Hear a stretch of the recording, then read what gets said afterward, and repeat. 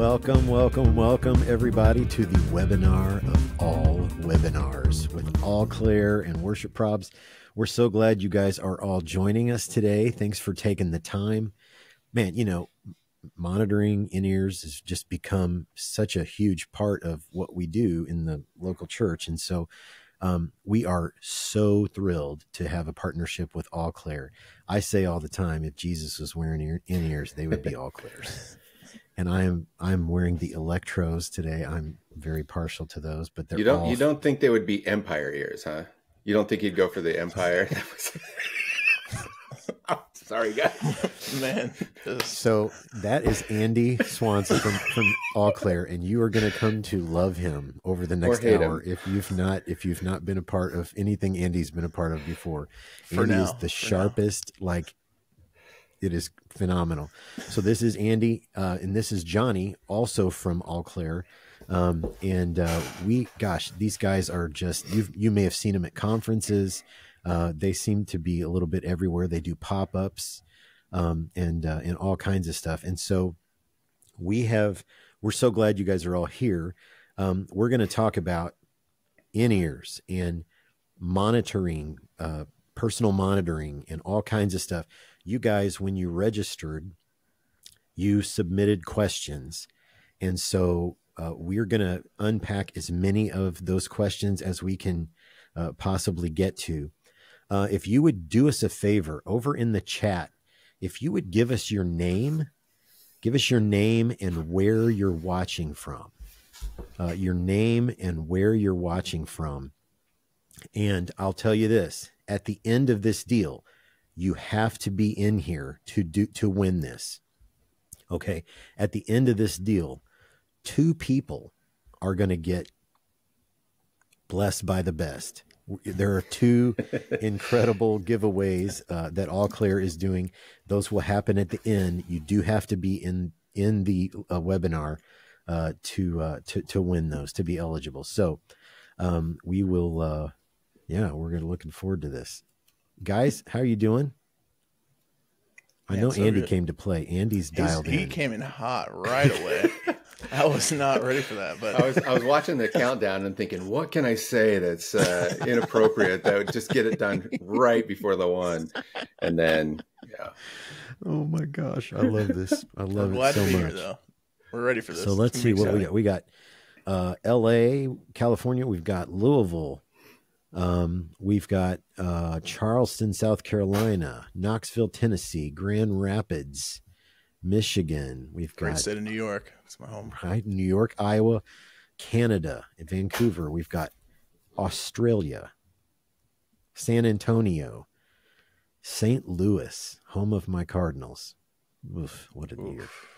Bad. We've got Glasgow and Scotland. So come on. Just remind me not to slip into an accent accidentally, offend a whole lot of people. I would pay good money for that. I'll be honest with you. I would pay good money for that.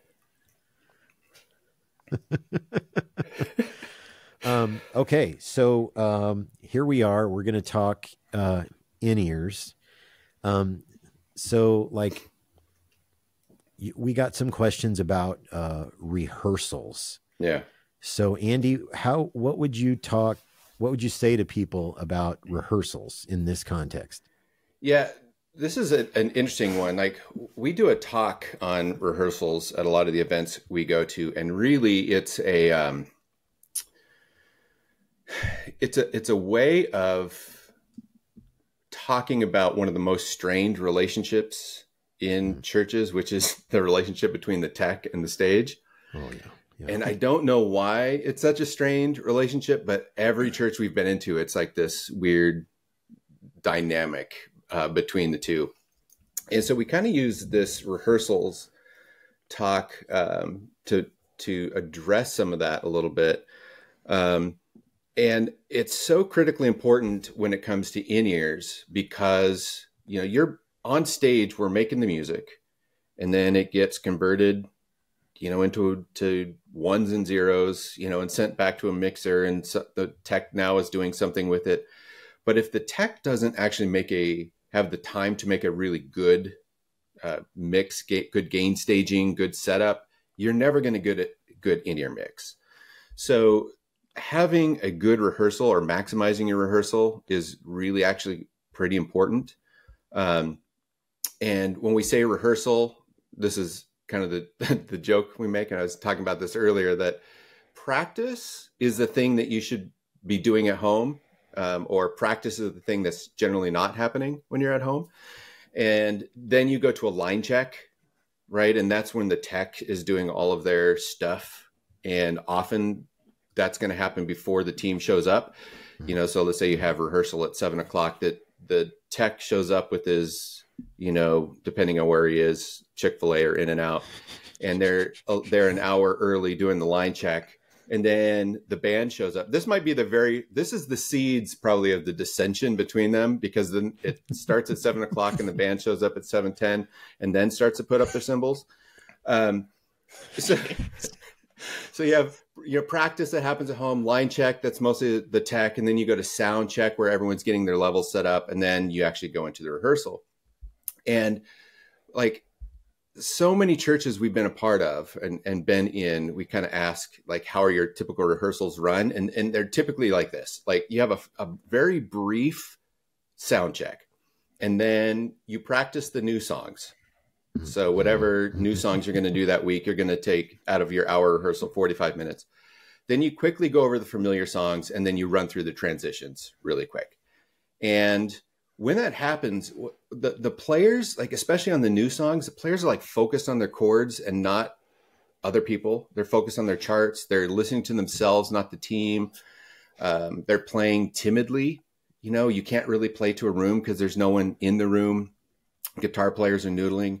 And that, come on, guys. Guitar players are noodling. Work with me a little bit here. Sorry. I gotta do a little signal when the joke is coming. No. So, okay, guys, get ready, because I'm just preempting. This will be a joke. So what actually happens is you actually have line check during sound check, and then you have sound check during the rehearsal time, and then rehearsal during the first service. Okay, That's true. Very common. But it's true, right? It's like, on the second service, and and what we found is between a rehearsal and the service, there's typically like a 10 decibel increase that happens in your ear mix. And people are rushing to make changes during the live thing because of this 10 decibel change that happens. And all of those things that we kind of mentioned, the opposite of them, it changes because people have had time to practice between rehearsals. There's time to think about what they're doing, plan. There's people in the seats. You've got your performance adrenaline, your confidence is increased, and all of that stuff. Now you're coming in hot, right? Much hotter than you were during the rehearsal. And so one of the things that we kind of say is that rehearsal is so critical to your in-ear mix, because doing a good rehearsal is going to get you over that 10 decibel bump. Yes. And I don't know that we want to really go into it fully, but I would say that the number one tip we could say about rehearsal, I'm going to say 2 tips. I'll be the guy who says it so that you can say that somebody else said it and it's not you. But if rehearsal starts at 7, the downbeat's at 7. That's when rehearsal starts. Mm-hmm. And it's really about honoring other people, honoring other people's time, making sure that you're getting the most out of your rehearsal. The second biggest tip is start with a familiar song first. Play the song that everyone knows. And when you do that, everyone's going to be playing more confident. They're going to be playing loud. They're going to make their monitor mix. The sound tech's going to have the best levels in order to do his gain staging and testing. Everything works better when you start with a song that everyone knows. And on top of that, in our space, it gives everyone this gel. You know, everyone gets to kind of play together in something that they know, and it sets the tone. It's allows us to be as participants in a worship experience. We set the tone, and we can get into a worshipful mode right off the bat, because it's a song that we know, that we're familiar with, and we're not thinking about all the other things. And that makes a huge difference when we do our rehearsals. So we could go on, maybe we'd do another one that's all about rehearsals and that tech relationship. But I mean, starting on time and starting with a fresh song or a song that everyone knows, that'll change a whole lot in your rehearsals. Yeah, absolutely. Absolutely. For sure. Oof. Well, guys, we're so glad you have joined us here for the webinar of all webinars with Alclair and Worship Probs. We've got Andy and Johnny here from Alclair, and we've been collecting your questions. And so we're just kind of talking through the questions. Okay, so in terms of in-ears, you guys have a wide variety. And one of the things I love is on your website, you have like this matrix of, okay, are you a drummer? Here are the things we would recommend. You're a singer. Here's the things we would recommend. So can you help walk us through the differences between models? Yeah, for sure. So we have something for everybody, every price range. So that's how we've really set up our product line. So if you're a drummer, there's something for you in the lower price range, the higher price range, mid price range. So the biggest thing is figuring out what you need and what you're looking for. So a lot of terms that are thrown out are, I need something flat, or I need something that's a little bit more contoured. So flat meaning more balanced throughout. So it's going to have a flatter response in the frequency ranges. So like guitarist, vocalist, a lot of those type of players want more of that balanced. When you're a bassist or drummer, and this isn't, I'm not trying to just say all of them want a contoured mix, but generally bassist drummers want something a little bit more with punch in the low end that you're able to feel what you're playing. So like a drummer wants to feel that kick. Bassist wants to really feel the kick and the bass gelled together.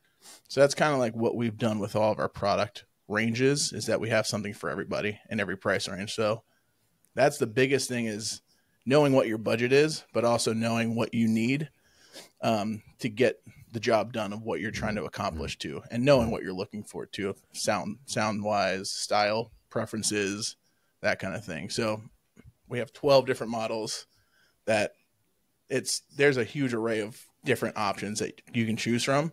It's just finding what the best thing is for you. And that's where we're here to always help you with that too.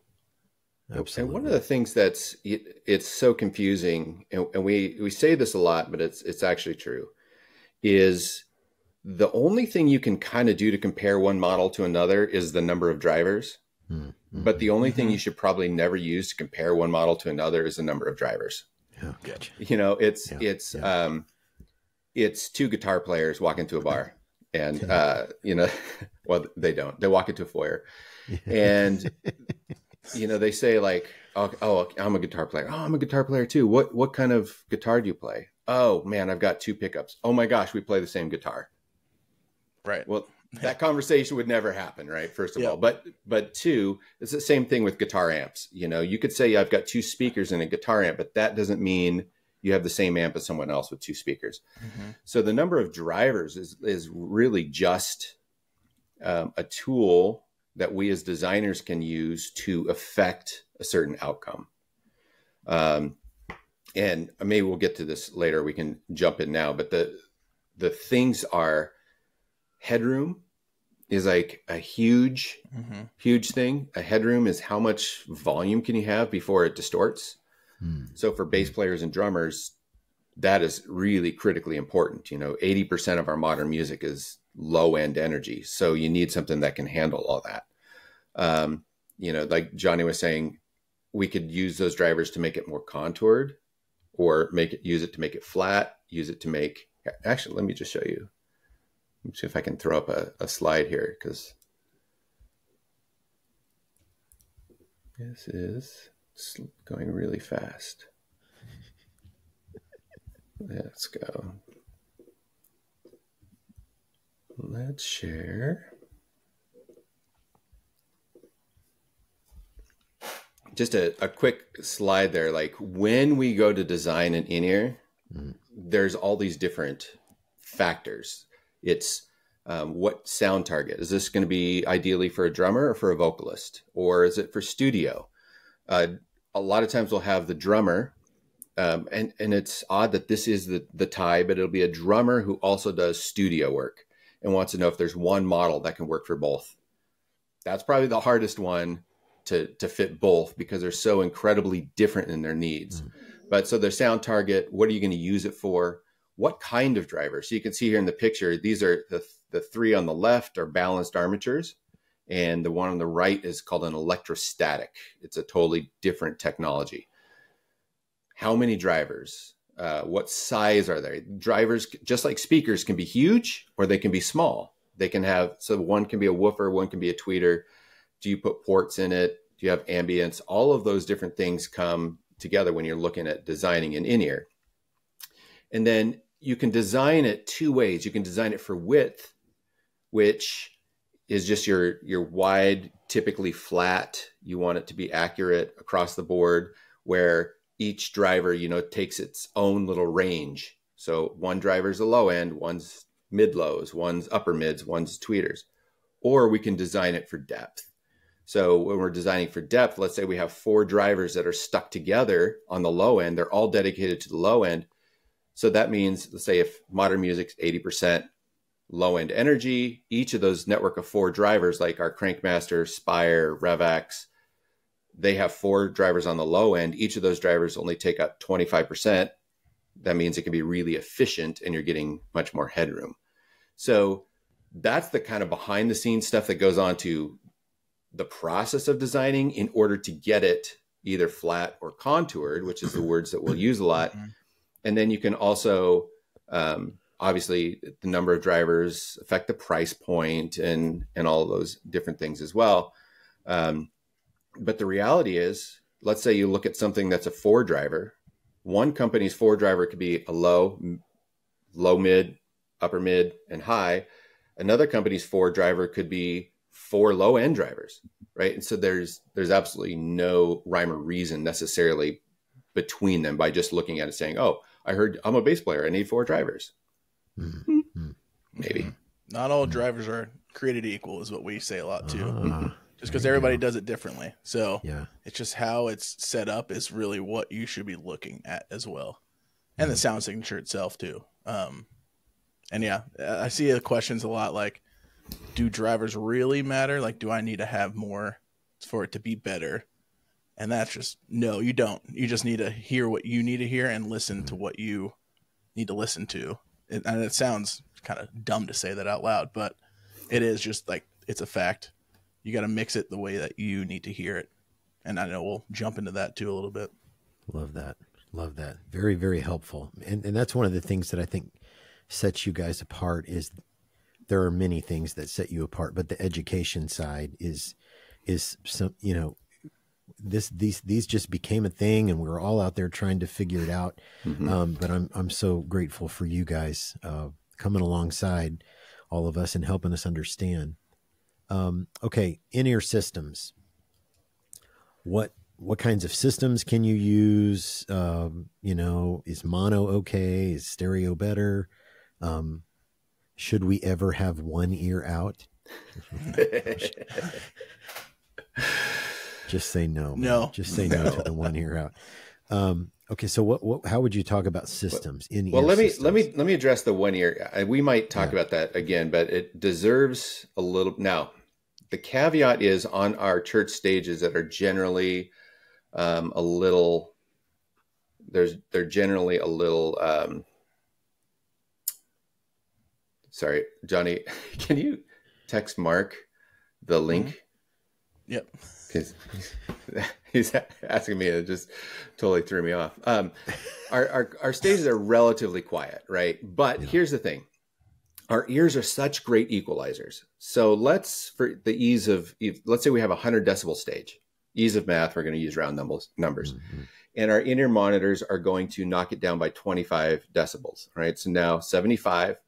But then I like to monitor, typically we monitor at 10 decibels over that noise floor. So that means I'm listening at 85 decibels. That is a perfectly good level. OSHA says you could listen to that for 8 hours. That's like driving in a car in traffic with your windows up, right? So it's safe. We take one ear out and now we've got that 100 decibels here And over here, you're at your 75, let's say 80 to 85 decibels here. But the brain is so amazing that it wants to equalize your two ears. So you end up needing to listen at 110 decibels because this is your new noise floor. So the danger is actually not in this ear that's open. It's in this ear that's not, because you pumped it up to be 110 decibels. And now you're just slamming that eardrum. So that's why we say, for the sake of your being able to hear your grandkids at Christmas, you should always wear two and learn how to, do that. And the reality is, once you start doing it more and more, you can pick up on cues, other cues. You start to see visual cues, and your other senses kind of take over. And we'll talk about it when we get to talking about how to make a mix, some other tips to bring some ambience and stuff back in. Man, that's a critical part to call out. And I love that, because it's almost like eating vegetables. Like if you try it one time and you don't like it, try it again. And I'm talking to myself because I hate vegetables, but I've had to learn how to do it. And singing with both ears in is just something you have to learn how to do and get used to. And that's the way they're designed to be used. That's the way that they're designed to help you over the long haul. Man, if slamming that one eardrum is going to not be good for you when you get later in your and we have a whole line of hunting earphones just for people who need to protect their hearing while they're shooting, whether it's trap or hunting or whatever it is. And we've got a number of people who have now recently come to us. They're 35 and they can't hear. Their hearing is blown out because they didn't pay attention to it when they were younger. And when I was growing up, it was not really until 23 was about the age you became mortal. Before then, you're just doing all kinds of stupid things. You're like, but now it's more like 34 that people actually realize that they're mortal and start to take care of things. But that extra 10 years for hearing, I mean, if you're not paying attention to your hearing, you will lose it and it will not come back. You can wear a hearing aid and start to correct it. But if you've lost certain frequencies entirely, it's not like glasses where you can just fix it. It's gone and it doesn't come back. So what kind of systems are people using with in-ears? Is there something you guys suggest?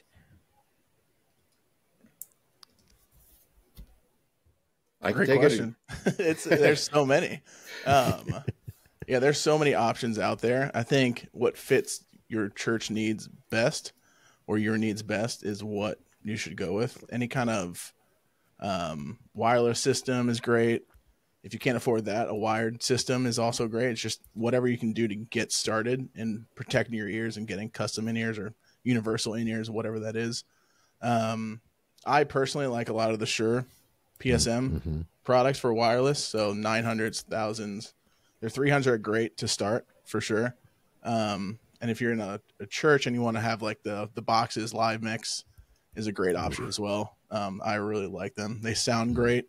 The preamps in them, everything. It's just the use of them is just amazing. So those would be the ones I recommend personally. That's my favorite. My favorite all-time setup was the Shure belt pack hooked into a live mix box on the stage, which gave me control. At the beginning, I hated it because I'm like, I got enough responsibility up here leading it, blah, blah, blah, blah, blah. And then after again, if you don't like it, try it again. After 10 days, I was like, don't ever take this live mix away from me again. So what about mono versus stereo? How would you guys handle that? It's tough because again, it comes down to the system that you're using. And like Johnny was saying, wireless is a very simple. If your church can't afford wireless, headphone amplifier, with just cables running to these will work. And then I kind of tend to break it down also into who's making the mix. Is it your front of house guy making the mix, or is it you making the mix? So there are systems that allow you to make your own mix, and that's like Live Mix. You can show this here. This is a live mix system that allows you to make your own mix, and you just select who you are, and you're able to turn your volume up and down, hit your pan left and right. It makes it really easy for even people who are not tech savvy to make their own mix.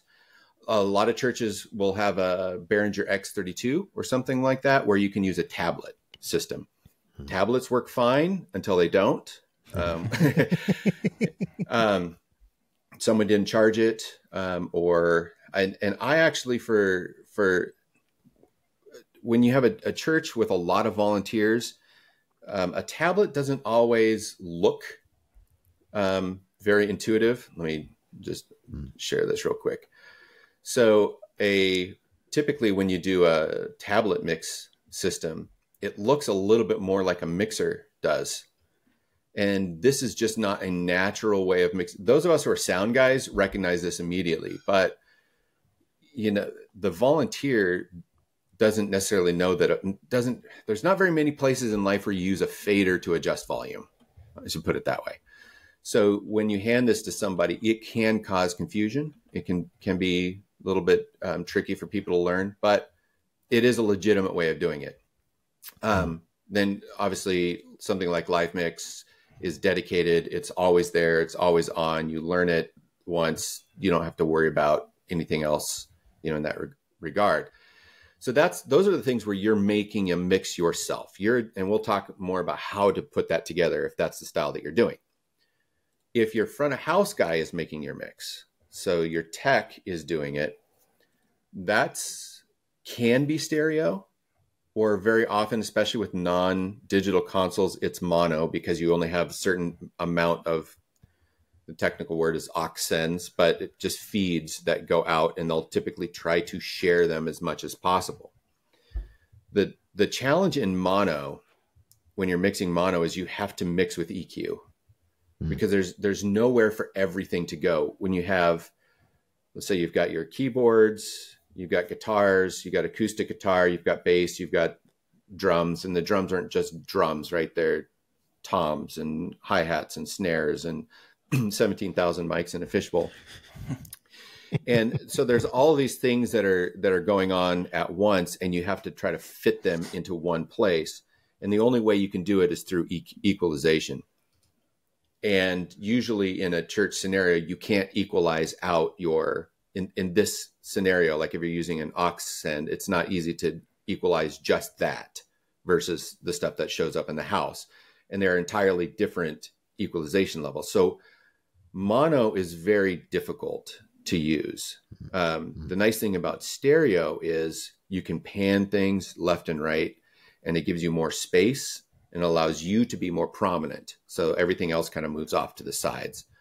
So we'd always encourage as much as possible to get to stereo as fast as you can, even if that means sharing, let's say using a headphone amplifier where 4 or 5 people are sharing the same mix, but it's a stereo mix to everyone. That's going to be better than mono mixes send out to people that aren't going to be able to hear themselves, and it starts to get cluttered and they get frustrated. That's so good. That's so good. Guys, you're here on the webinar of all webinars with Alclair and Worship Probs. We're so glad you're here. And we're just kind of working our way through a conversation based on the questions you submitted when you registered for the webinar. So thanks for doing that. And as a reminder, at the end of the webinar, 2 people are going to win. They're going to walk away winners. You're all going to walk away winners, but 2 people are going to be winners with stuff. You're going to get some gear from Alclair. So hang on. You got to be in here to win those at the end. Guys, can you walk us through an in-ear mix? Like, everybody's got an opinion on what do they need to hear? What do they really need to hear?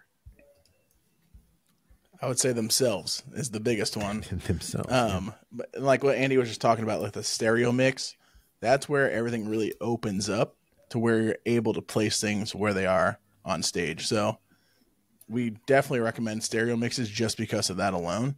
So like you can start panning things a lot better. And then when you have headroom, like if you have like a Spire, let's say, everything really opens up in every frequency range, so you're able to hear things clearer and at a lower volume. So how I normally would set up monitor mixes would be, I always start with whatever I'm playing in the center.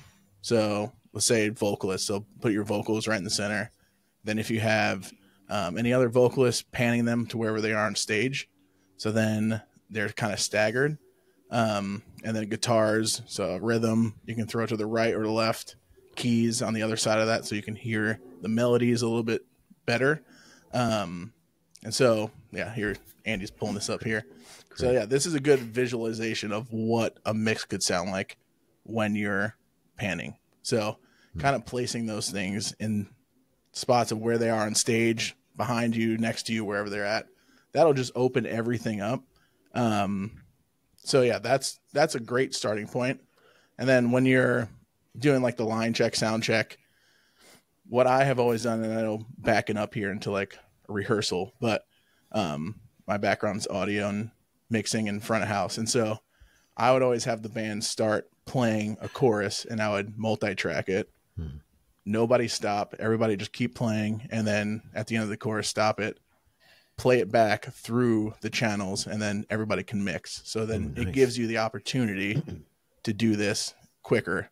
That's good. And so nobody's stopping, nobody's stop playing, and then you're like, well, I need you to play more. So that's how I have always done it. And then this has been a chart. I know when Andy made this, that helped me visualize it in a way better way. And I know this has helped a lot of people too. So, yeah, I don't know if Andy, if you have anything else to add to that, but this visualization alone helps tremendously for a lot of people.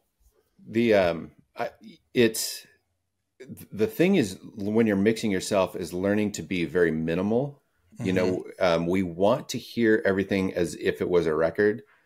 But to the best of my knowledge, I think maybe this is coming in 2026, not 25. Well, they'll first do the Dove Award categories for best personal monitor mix. But until then, I'm kidding. That's not good. I was with you, man. I was on the edge of my seat. I was like, oh yeah. I'm like, wait a second.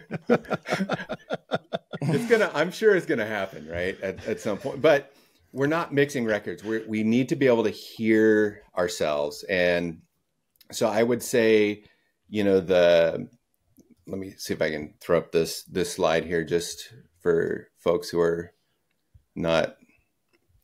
more like me and want to see things visually. You don't need to hear everything. You need to hear yourself, like Johnny was saying, front and center, get yourself up there.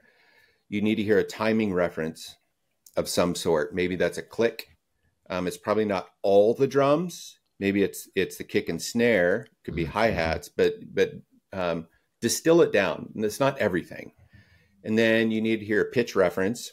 So you know if you're on pitch, and that's going to be different for each person, whether it's the melody, whether it's the acoustic guitar, keyboards, whatever it is. And then your leader.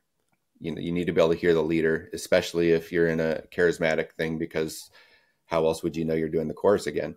Right. And then the rest, you pan most instruments left and right, non-essential channels quieter. I personally, no offense to the pad players, but I don't need to hear you. You know, so I turn that down really, really low. It's offensive. That's very offensive. I know. It's terrible. It's terrible.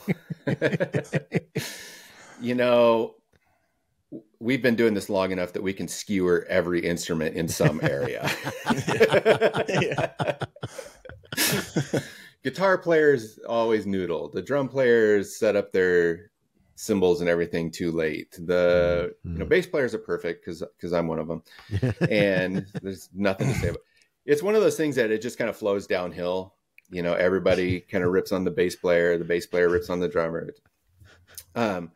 But then if you have the ability to add some ambience, and we'll talk a little bit more about that, but adding a little bit of ambience or reverb to the mix will help as well.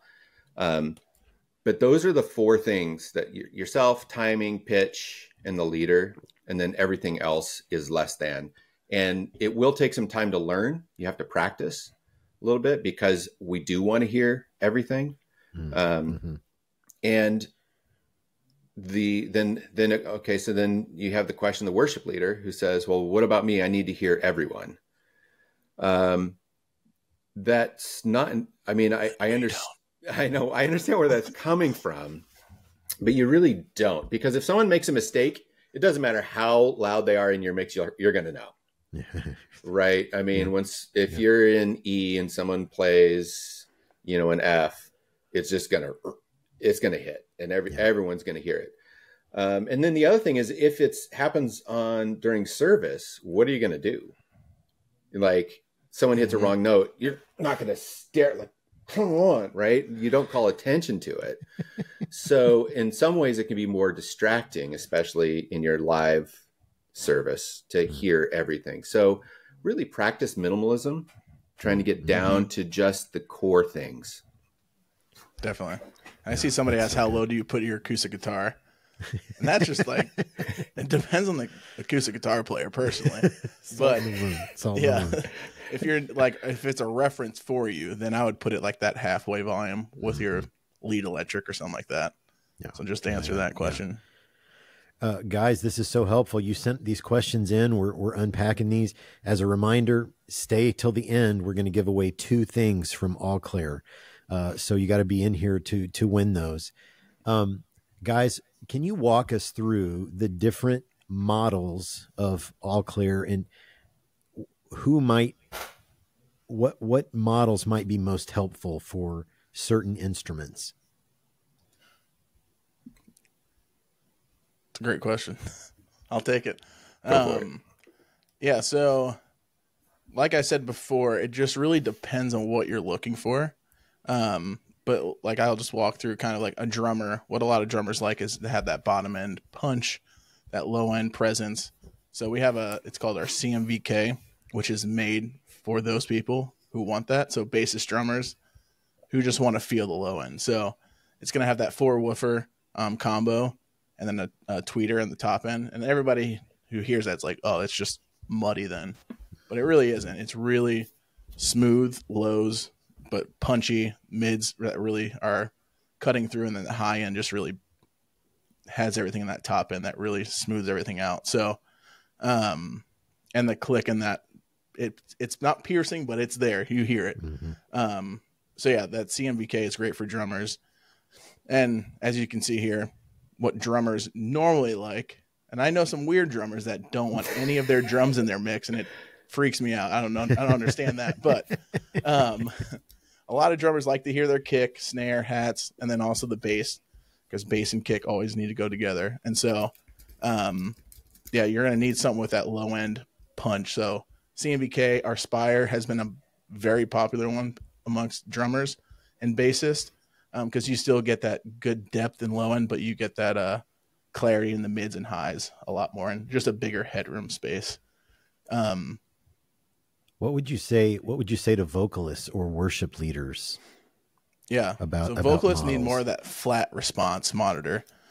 And so the ones that I would recommend would be, if you're just like mainly vocalist, our Versa is phenomenal for vocalist.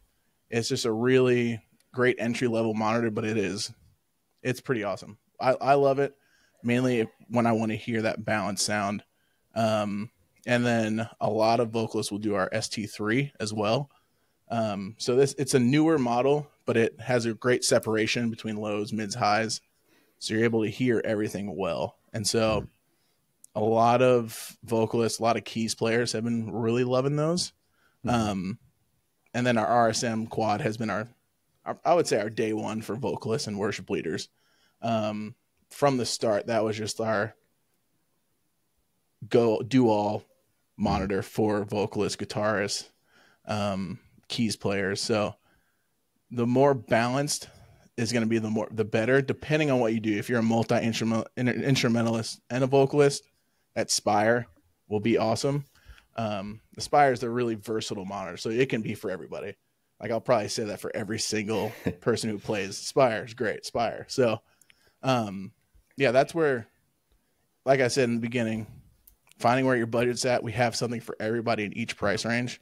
And we try to be as least biased as possible too when we are referring models. Like we want to honor your budget and honor what you're looking for. But the Spire is great. They are. And in a second here, we're going to talk a little bit about your, like, what if something happens to my in-ears plan? You guys are doing something that nobody else does. And so we want to talk about that as well. Actually, let's just do that now. Like, talk to us about you have like this lifetime, this is what it's going to cost you to fix it.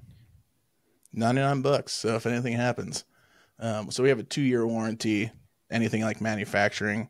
But if you drop your ears, step on them, as long as you have those parts and send them to us, it's $99 and that covers everything. That's incredible.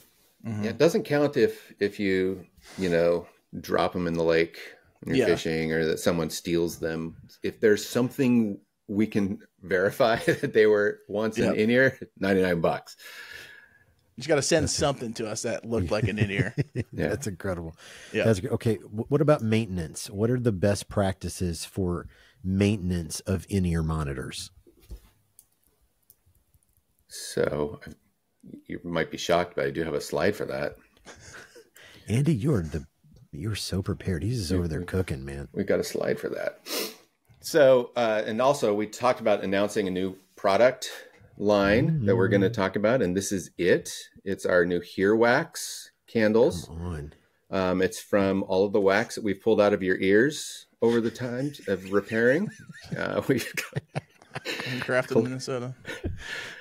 That was an April Fool's joke we did one year, and it's one of my favorites. Here's the thing: in-ears are going to last indefinitely if they're cared for. Now, so people will ask us, like, how long will they last? They're going to last forever. Balanced armature drivers do not like to be dropped. So here's how that works. Balanced armature is like a magnet. Let's put it this way. And there's a driver or a little armature that sits and suspended between, and it moves up and down, and that moves a membrane on the top, and that's what produces the sound. If they get dropped, that armature sticks to the side of the magnets and becomes unbalanced, and it sounds like distorted, nuts and bolts in a dryer type of thing. Just so those are the things that can go wrong. If they get dropped, they might sound like that. Or you'll start to hear one frequency or a band of frequencies, or sometimes a whole ear get choked out and start to lose sound. A lot of times people will think that that's a driver going bad, but it's almost always, I mean, what would you say, Johnny, 95%? Yeah, maybe even 98, honestly. It's usually wax. Or sweat. So inside each monitor, let's see if I have one that, I'm not sure this will show up very well, but you can kind of see this green little ring inside there. Take the slide off real quick so you can expand it. So there we go. There's this little green part right here, and there's another yellow one. I know it doesn't like to focus very well, but those are damper rings, and it's basically a little mesh screen. And what happens is sometimes we sweat, especially drummers, and then that sweat evaporates, but it leaves behind all the salts and minerals in those screens, and they start to get choked out. So when you start to hear a reduction in frequencies, or one ear sounds less loud than the other, 99% of the time it's a wax buildup. Some folks are waxier than others. It's just the reality. Some people sweat more than others. It's just the reality. And we have to take a little bit more care in cleaning them. There is one of the things we've started doing to try to minimize some of that is, if the ear canal allows us to, there's a bell tip. I don't know if you can kind of see, trying to rotate it so you can see that it's recessed in there. And that kind of helps a little bit reduce some of the wax that can collect. So if you do hear that, send it in. We can retube them if you hear some frequencies changing. Cables will go bad, period. Again, I'm picking disproportionately on drummers, but drummers are constantly moving, and so your cables are moving all the time, and that does put a lot of stress on them. And so we do find drummers tend to go through cables a little bit faster, just as a class. And they need to be replaced. The good thing is it's super easy to do, right? So all of our models have, a cable, and you just pop it off and you replace with a new one. So that will have to happen every so often. And again, that's one of those, your mileage may vary type of things. Mm-hmm. It's going to be different for every person. Then the only other thing that will happen is you may outgrow them. And our ears and noses, unfortunately, continue to grow as long as we live. So they keep getting bigger.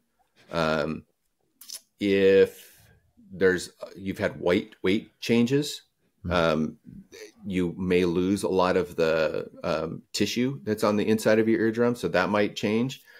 So those are the things that you might realize, these are letting more sound in than I would like, or I'm not getting as good a seal. Then it's time to either reshell them. Sometimes we can build them up a little bit, but after 5 to 7 years, generally it's time for reshelling. All the inside parts are going to be great.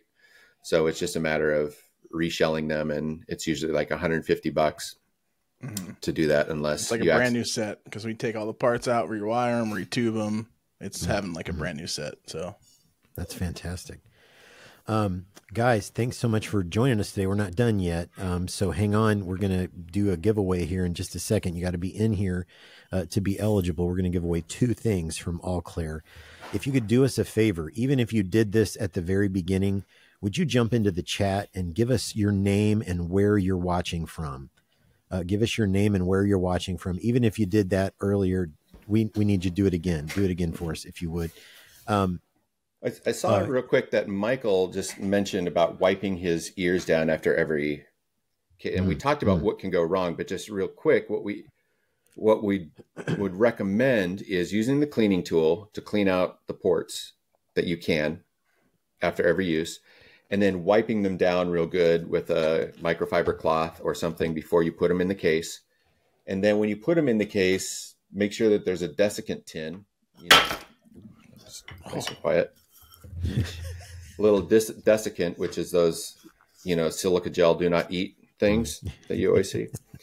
And that will take away the moisture. And so that kind of combination is going to work really well to help the longevity. Wiping them down, that takes away any seed crystals, or seed wax. If you don't wipe it down, you may have wax on there. You put it in your ears. You've just added to the things that can then compound. So thanks, Michael, for saying that. I realized we didn't actually give the tips. Great. Okay. Thanks guys for jumping into the chat. Give us your name and where you're watching from. Even if you've done it already, do that again for us. A question about molding, like getting your ears molded. What is that process like, and how long generally is that good for? Like, how often should you be having your ears molded? Yeah. So like what Andy said, about 5 to 7 years is when your ears typically change. And the biggest thing is when you notice a seal break, that's when you kind of want to just get new impressions done. So if you're not local to Minneapolis or Nashville, then you have to go to an audiologist to get the impressions done. And when you order, or even before you order, on our support tab, we have a impression instruction form that kind of goes through everything of what we look for and what we need the audiologist to do. But the biggest thing is a 1-inch bite block. And I wish I had one here, but I don't. But it's a little block that you just bite down on. It keeps your mouth open, so it's a stagnant, open jaw. And so what that does, it opens your ear, because when you're singing, your mouth's moving. So your ear does move. Even if you don't sing, it's just a great way for us to guarantee that we'll have a good seal. But that's like the biggest thing. And a lot of audiologists won't do it because they think they know what they're doing. But but as a manufacturer, like that's what we really need. So if they don't have one, we just recommend either keeping your mouth completely closed or like keeping it open the whole time. I use like, you can use your 2 knuckles to keep your mouth open. Yeah. Like yeah. just Or an AirPod something. case if you have one case. laying around. Yeah, sure. That's Why not? perfect.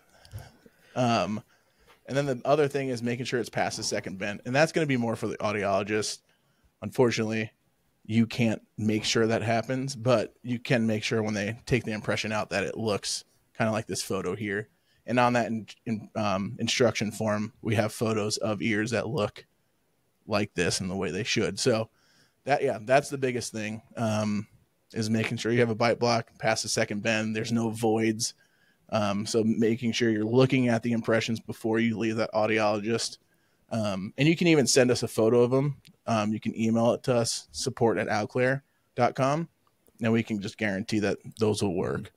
We have a video on our YouTube channel Yep. too that shows some of these things, and we don't go into some of the details, but for example, so the impression material is our parent company manufactures the impression material for audiologists all around the world.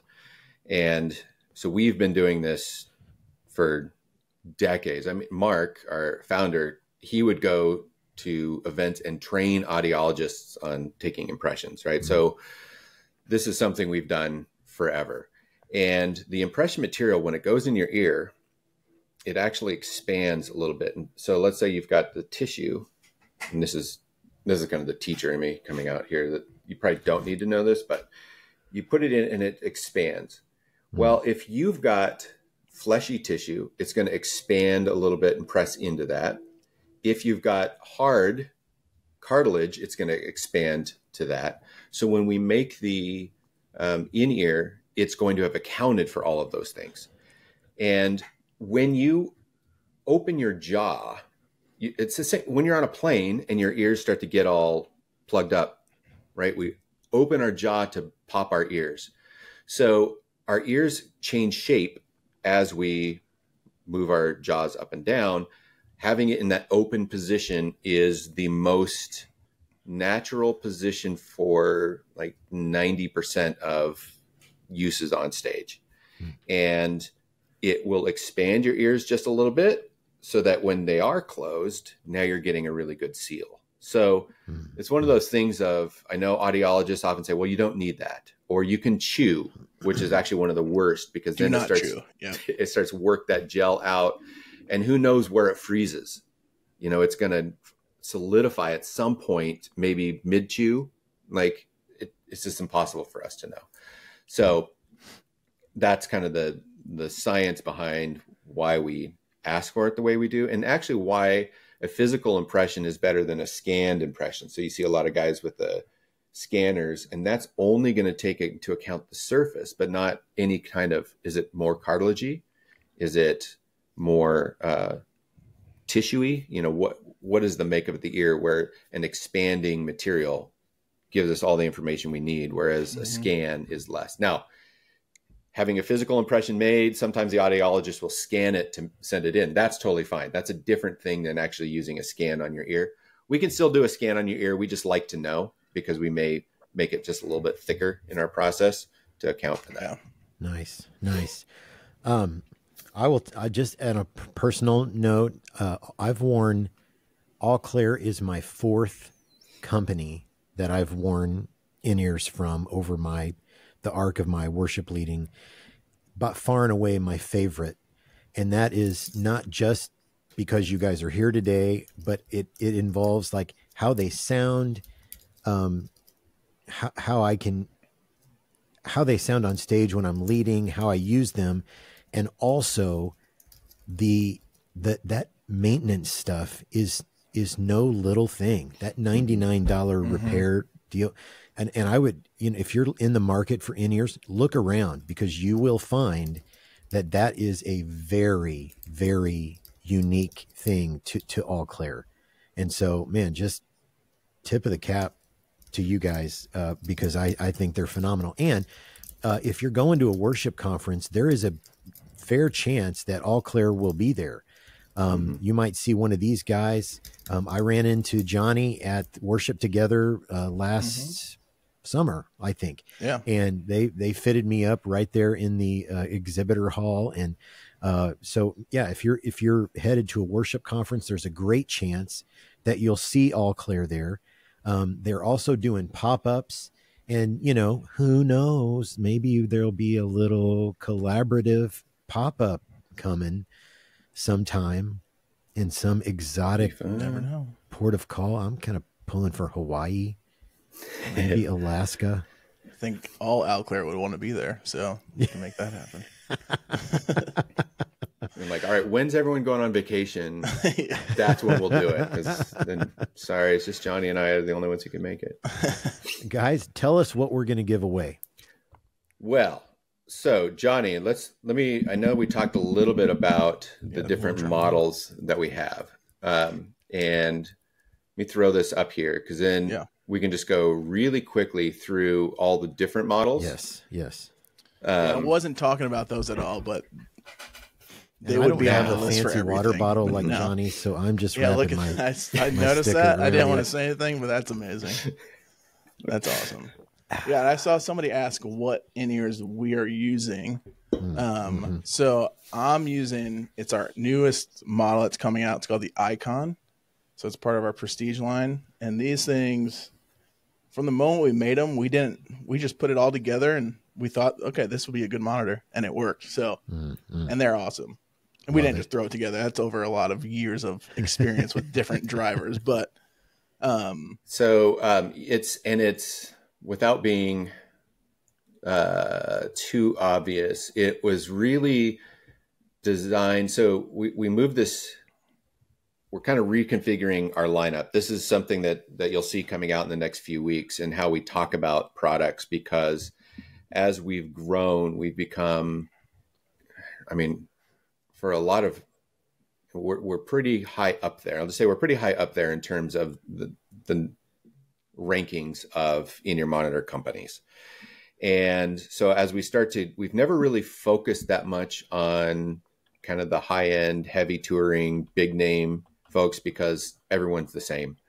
And we don't do, massive endorsement deals where we don't run out and give everybody free in-ears on it, because we want the product to speak for themselves. And we want some equity across all our customers. Like, for you guys who are watching and are volunteers on a worship team, that's no less important than, what some of the big bands are doing. So we have kind of split it off into this Prestige series, which is designed to be a little bit, I don't know, how would you say it, Johnny? It's a little bit more. Yeah, it's a little bit more of everything. So it's with the mind of like heavy use. That is all put into these monitors, this Prestige line. Heavy use and just the higher quality of different things.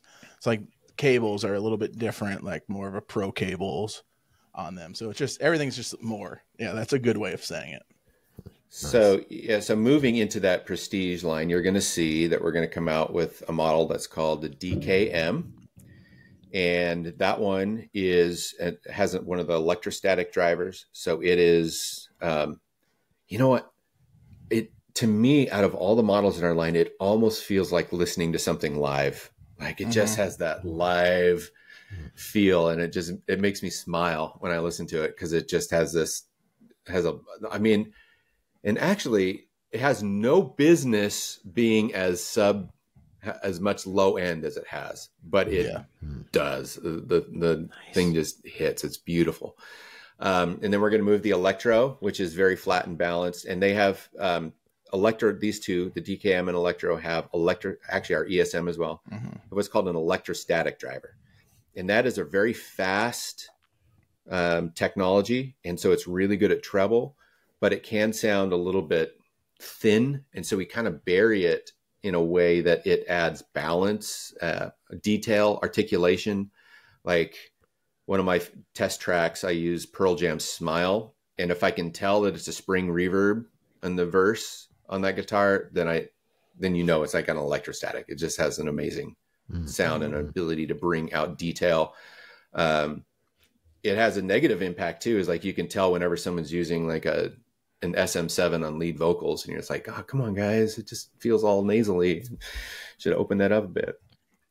So DKM, then Electro, then the Icon, which was designed to be that heavy duty stage piece, and it competes with anything you can throw at it in the market. And then our ESM, which is, I almost want to say the Icon would be kind of a flagship if that were a thing. Usually companies say their flagship is just whatever's most expensive. But we've never been that way. It's always been middle of the road has been our flagship. Yeah. Spire up until this point, it's kind of the flagship, if you will. But the ESM then has a really great low end, a lot of clarity. And the electrostatic give you this almost front to backness. So you hear things front and back instead of just left and right, which is actually really difficult to do in an in-ear monitor that's just right up against your eardrum. Yeah. So we're really excited to roll that out here in the next few weeks because they sound really good. Now, that's awesome. not to say the other ones don't as well. Right. And one of the things we're really committed to is making sure that church teams are able to get the product they need at a good price. We've kind of built the endorsement pricing into. It's a funny thing, right? We get the people who say, like, do you do endorsements? And, I play in front of 2,000 people every weekend. And I don't ever say this, but in my head, I'm thinking, like, were you scheduled or did people buy tickets for you? Right. I mean, if your name is on Planning Center somewhere, then it's a little different. But we want to make sure that we're meeting the needs of people who are, we might be professionals, but we're professional servants, if that's a thing. So we're going to keep that kind of dang, Johnny, the name's escaping me. What are we calling that line? The Venue series? Venue series.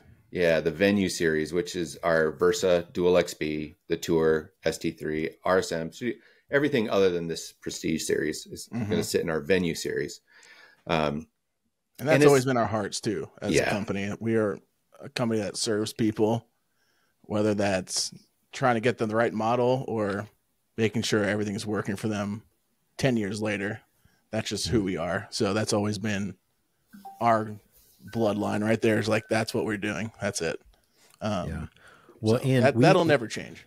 And we haven't even really touched on the customizing options that you have when people go on the website to order. Like, there are so many options, colors, logos, like all kinds of stuff that they can customize for you. So it's killer. You got to check out their website, and you will be amazed. And check out that matrix if you're looking for more details on what models are best for these disciplines, singers, players, whatever. There's all kinds of great info on the Alclair website. I want to answer Justin's real quick. Yeah. Because he asked about the Pro cable. Yeah. And there's a little gap between the 2-pin and the actual cable. The reason for that is a big part of cable failure is right at the jack where the 2-pin meets the in-ear. So with having that loose, empty space, it's just going to be a little bit more robust.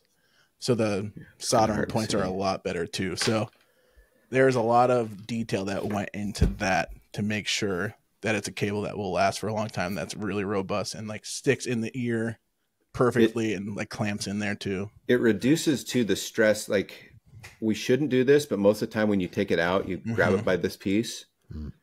And so it reduces stress on that 2-pin on the Pro series. Because that is the biggest point of failure.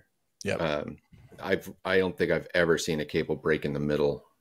It's always going to be up here. And most of the time we don't even know we're doing it, right? You're in the middle of a service and you just want to rip one ear out. Just quick. And you don't even think about whether you're taking them out safely or not. Yep. Well, I think we've come to that time, guys. Magic time. We're going to give away 2 things. You want to talk a little bit about what we're going to give away? Go for it, Johnny. Yeah, so we are going to give away one of our UV3. So it's a triple driver universal monitor. It is a pretty awesome universal monitor. So, and then one of these things, the icons, that's not even out yet. We're going to give away. Come on. So hopefully and whatever names we draw, you're in here. And you. So we're going to announce the winners, and the deal for them is they need to email sales@allclair.com. Is that true? Either that or we can drop an email and chat. I don't know how this is going to work once we sign off, but yeah. So is Allie? Allie got some names? Yeah, she's got some names. So, okay, winner number 1 for the UV3 series is Katie from New York.